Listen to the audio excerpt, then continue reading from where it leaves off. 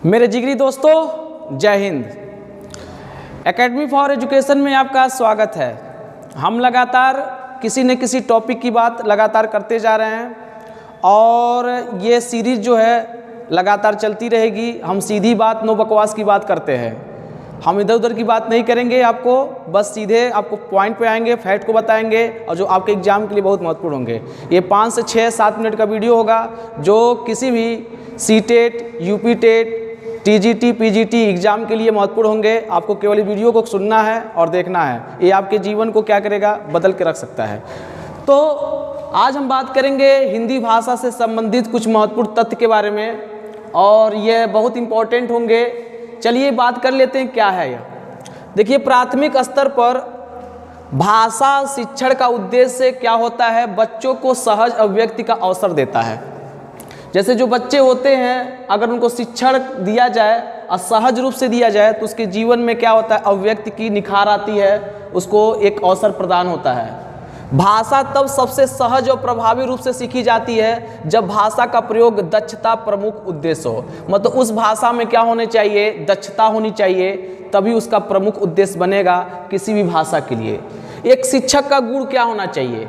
देखिए, भाषा के शिक्षण के संदर्भ में शिक्षक के निम्नलिखित गुण बताए गए हैं। वह शिक्षक क्या होना चाहिए? जिसका व्यक्तित्व प्रभावशाली होना चाहिए।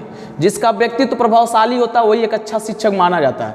जो धैर्यवान होना चाहिए, धैर्य से काम लेना चाहिए। हर प्रकार के बच्चों को, चाहे वो बच्चा तेज हो चाहे कमज़ोर हो, उसको सब धैर्य होकर क्या करना चाहिए, पढ़ाना चाहिए, बताना चाहिए।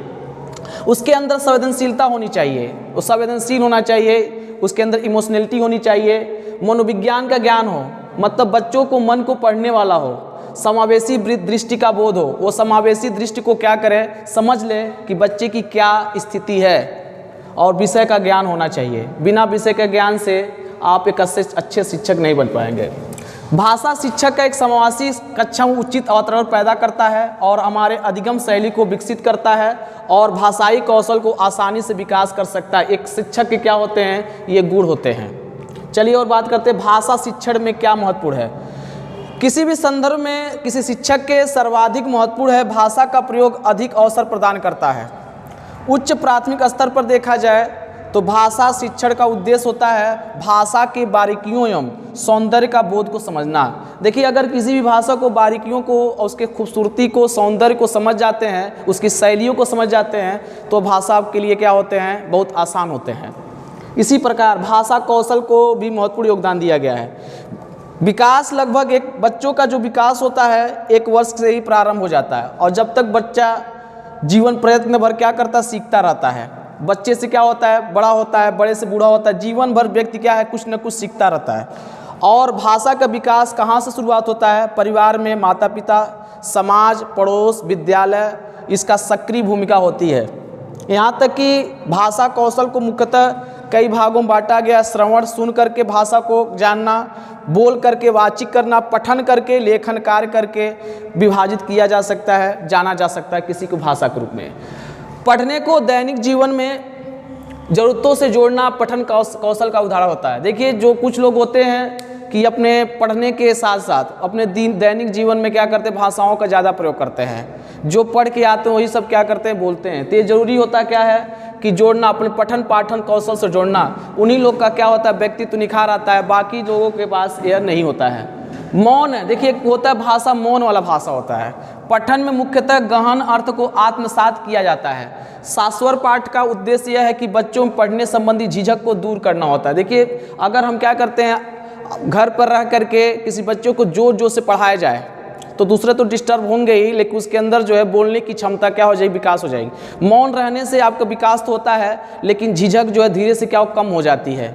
लेकिन तेज पढ़ने से बच्चों के अंदर जो झिझक होती है वो दूर हो जाती है। एक बीमारी होती है बच्चों में, डिस्लेक्सिया, जो तुलतुलाते रखते हैं, बोल नहीं पाते हैं। तो इस बीमारी को कैसे दूर किया जा सकता है? बच्चों को पठन विकार से, जो विकार होता है, उसकी अक्षमता होती है, उसको दूर करने के लिए एक अध्यापक ही, उसके माता पिता ही इस भाषा कौशल से ही क्या कर सकते हैं, दूर से कर सकते हैं। मतलब ये डिस्लेक्सिया बीमारी को ख़त्म कर सकते हैं। तो भाषा कौशल एक ऐसी व्यवस्था है, एक ऐसा ट्रिक है, एक ऐसा मापदंड है जिससे क्या कर सकते, कई प्रकार की बीमारियों को ख़त्म किया जा सकता है। अब हम बात कर लेते हैं वाचन या पठन के अनुसार दो तरह के होते हैं। पहला क्या होता है, स्वर वाचन, जैसे सस्वर वाचन कहा जाता है, दूसरा मौन वाचन। देखिए सस्वर वाचन जो होता है ये पहला बात होता है आदर्श वाचन। जब कोई शिक्षक जो है किसी बच्चे या किसी बच्चे समूह को पढ़ाते हैं तो उनके अंदर आदर्श वाचन होना चाहिए, अबे तबे वाला भाषा तो होना ही नहीं चाहिए। शिक्षक द्वारा ये भाषा बोला जाता है। जब बच्चे उसी भाषा को क्या करते हैं, अनुकरण कर लेते हैं, तो विद्यार्थी द्वारा वही भाषा को क्या किया जाता है, रिपीट किया जाता है। वही भाषा क्या करते हैं कि शिक्षक के द्वारा पढ़ाए हुए भाषा को अनुकरण करके बोलते हैं, उसे क्या कहते हैं, अनुकरण बोला जाता है। दूसरा मौन वचन होता है, बिना होठ हिलाए किसी गद्य या पद का मन में दोहराना। ये बहुत इंपॉर्टेंट होता है। जैसे क्लास में अगर सभी बच्चे बैठे हैं, कहीं हल्ला गुल्ला से कम बनाना हो तो हम क्या करते हैं, मौन भाषा का ही प्रयोग करते हैं। किताब ले लेंगे, बैठ के क्या करेंगे, उसको मन में ही दोहराते रहेंगे, किसी को डिस्टर्बिंग भी नहीं होगी। लेकिन स्वर वाचन में क्या होता है, डिस्टर्बिंग होता है। चिल्लाकर पढ़ेंगे, दूसरा परेशान होगा, पड़ोसी तो परेशान हो ही जाएगा। मौन वाचन, स्वर वाचन के बाद की क्रिया होती है प्रक्रिया, छात्रों में पढ़ने की गति को क्या करती, बढ़ाती है। देखिए एक बात और जान लीजिए कि अगर आप स्वर वाचन चिल्ला के पढ़ते हैं, उसको दोबारा क्या मन में दोहरा लीजिए तो को बातें क्या होगी, इंपॉर्टेंट थी।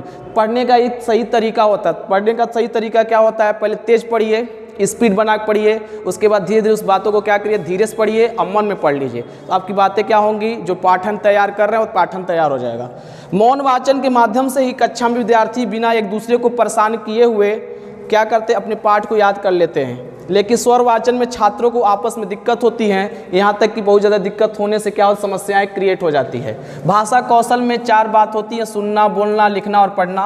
और शिक्षण साधनों का विवरण क्या होता है, परंपरागत साधन में 2 तरह के होते हैं, परंपरागत साधन और तकनीकी साधन होते हैं। परंपरागत साधन में श्रव्य मतलब सुन करके साधन प्रयोग करना, दृश्य देख करके, श्रव्य दृश्य दोनों देखकर क्रियात्मक साधन, ये शिक्षण साधनों का विवरण है। दूसरा तकनीकी साधन में क्या होता है, हार्डवेयर का प्रयोग करके, सॉफ्टवेयर का, किसी प्रोजेक्टर का प्रयोग करके हम क्या कर सकते हैं, ये शिक्षण साधनों का विवरण कर सकते हैं। तो दोस्तों ये क्या था, हिंदी भाषा से इंपॉर्टेंट कुछ फैक्ट थे।